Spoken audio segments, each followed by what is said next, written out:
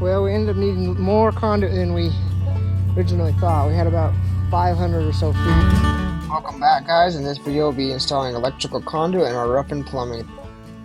For our power install, we were first required to dig down to the existing transformer alongside the road, where we'd be putting in a ground sleeve, and then we would know where exactly to start our trench to dig up to our building lot, where we would be putting in our own transformer.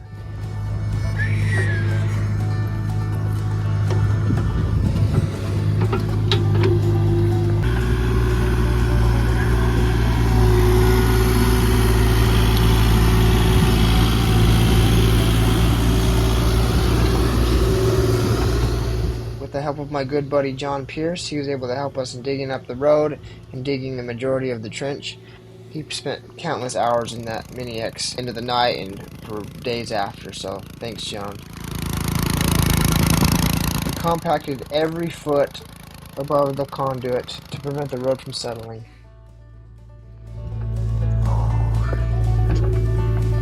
John is the GOAT goat. Can't even hardly tell we were here. All compacted through here. Squatted up though.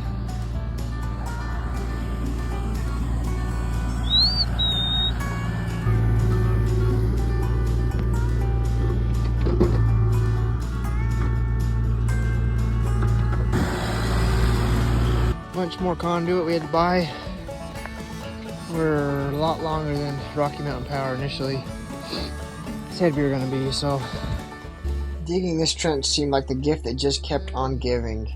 We were very relieved when we were able to get it all backfilled. Here we're just filling it in with sand and just getting some good footage of that, so definitely a lot more than we thought we'd be digging.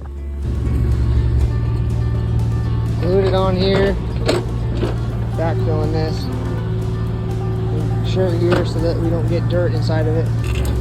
We're digging for eventual power that way.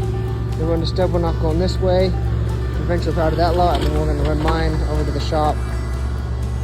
Different steps. We'll have a bunch of these, 3 of these going secondary, and then our primary will come up into that box. The last bit of conduit, 3" at least, for our secondary power hookup. We got our 90-degree fiberglass joint, and then schedule 40 all the way over yonder. Service panel right here.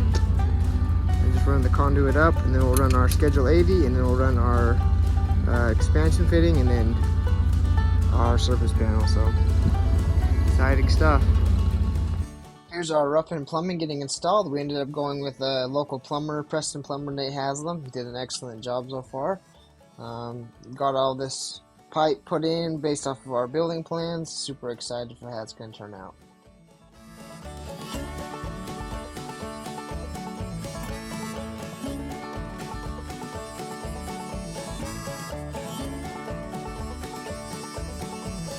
So we got all of our conduit ran. One more to finish up tying. Run just wire tie around these. This is for our big power to come in through the wall and then come to our sub panel.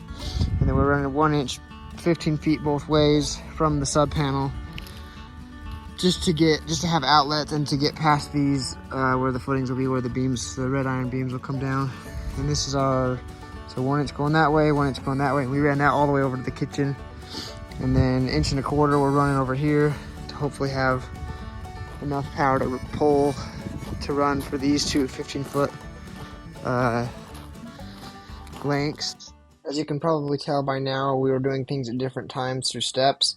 Kind of work on one thing and then work on the other thing. That's kind of why it jumps around from doing this, doing that, doing this, doing that. And you might notice in the background of some of the videos, some stuff's farther along than it appears based off the timeline of when we were doing everything. Well, that's all for today's video. I hope you guys have enjoyed seeing the beginning stages of our building process with what we've got so far. Stay tuned for more.